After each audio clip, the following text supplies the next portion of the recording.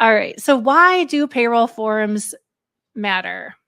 Because running payroll accurately keeps employees motivated and the government satisfied.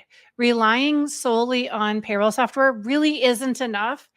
The software has automations that handle, you know, taking the information that you enter to create paychecks and take that information to create tax form submissions, but you still need to understand what's happening behind the scenes in order to know if the information that is populating on the payroll summaries or the payroll returns is correct.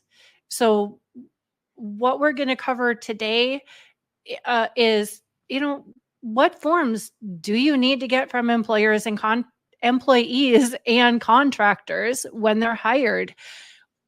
Which federal and state forms do you have to submit?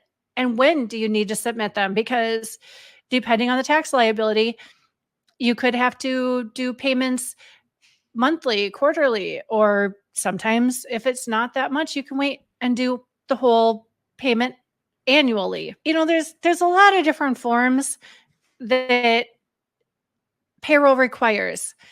So sometimes the most complicated thing is figuring out what forms you need and when you need them. So we're going to cover the basics of that and recall what forms you have to submit to the proper authorities on a timely basis.